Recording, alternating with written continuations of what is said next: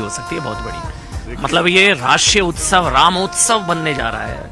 ये मिस अभी भी मौका है, अभी भी कुछ घंटे हैं, वो सलाह देना चाह रहे हैं आप त्रिवेदी जी? देखिए, बहुत हम लोग के मन में आत्मिक संतुष्टि है कि जगत के भूपाल अब त्रिपाल में नहीं रहेंगे और भारत के भाल के अक्षर इस तरह से पलटे हैं कि लगता है कि एक नया काल आ गया है।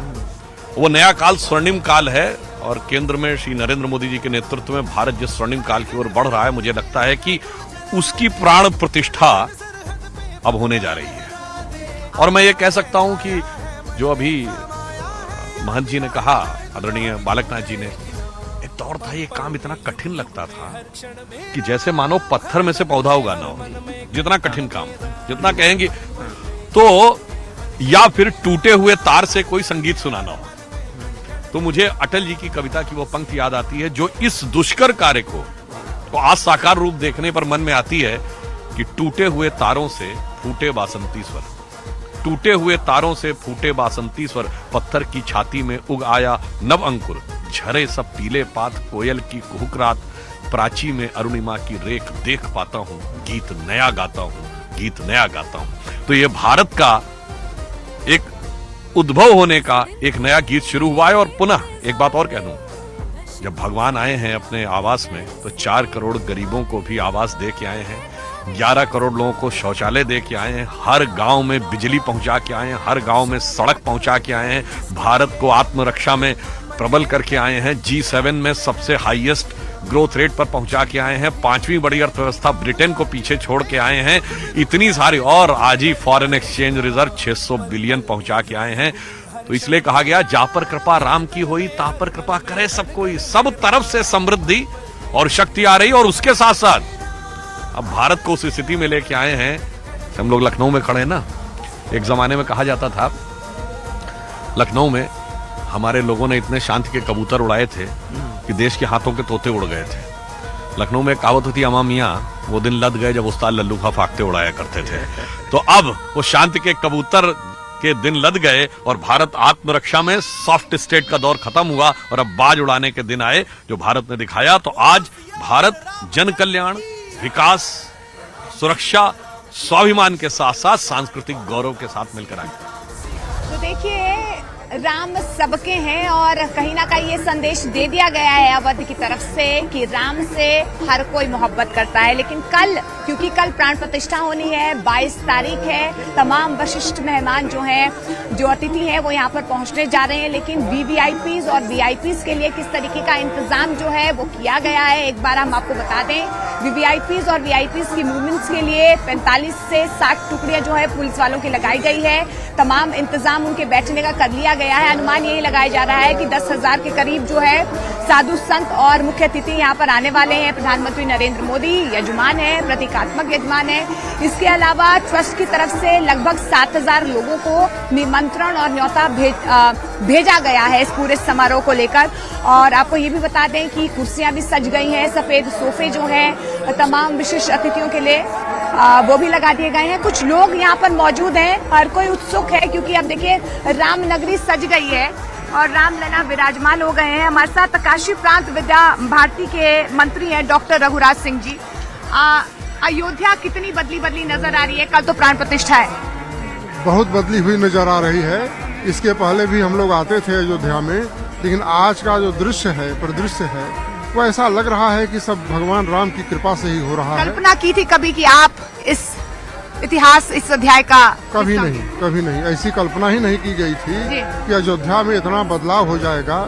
और जो उस समय अयोध्या की स्थिति रही होगी जब भगवान राम पैदा हुए होंगे या दशरथ जी रहे होंगे, लेकिन आज ऐसा लग रहा है कि पुनः जो है रामराज्य की स्थापना हो रही है। रामराज की स्थापना हो रही है। आप कहाँ से आए हैं? आप कहाँ से आए हैं?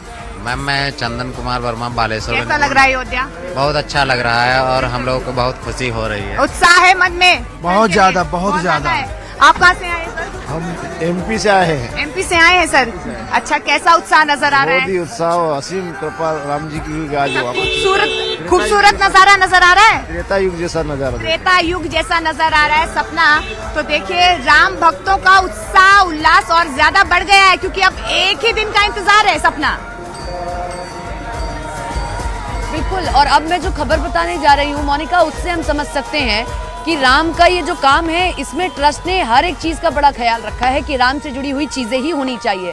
जैसे राम ने शबरी के झूठे भेड़ खाए, जो भिल्ली समुदाय से आती है जिसे सब हीन मानते हैं, उनके पर कृपा की। इसी तरीके से जब राम लला की प्राण प्रतिष्ठा हो रही है तो डोम राजा जो आदिवासी परिवार है उनको यजमान बनाया गया है। 15 ऐसे यजमान बनाए गए हैं। एक तो यजमान हो गए आपके आलोक मिश्रा, हम देख रहे हैं अपनी पत्नी के साथ में रोजाना अनुष्ठान कर रहे हैं। प्रतीकात्मक यजमान हो गए प्रधानमंत्री नरेंद्र मोदी, लेकिन इसके अलावा 15 और यजमान बनाए गए हैं और वो आदिवासी परिवार से आते हैं। डोम राजा एक परिवार है, ये विशेष अतिथि के रूप में रामलला की प्राण प्रतिष्ठा में शामिल होगा। डोम राजा के परिवार से रामलला को भेंट करने के लिए विशेष भेंट भी अयोध्या लाई जा रही है। उसका कारण अनिल मिश्रा, माफ कीजिएगा, अनिल मिश्रा जो है वो मेन है और बाकी हम देख रहे हैं प्रधानमंत्री नरेंद्र मोदी प्रतीकात्मक यजमान है ही, वो तो लगातार अनुष्ठान कर रहे हैं, लेकिन ये भी मुख्य यजमान बनाए गए हैं।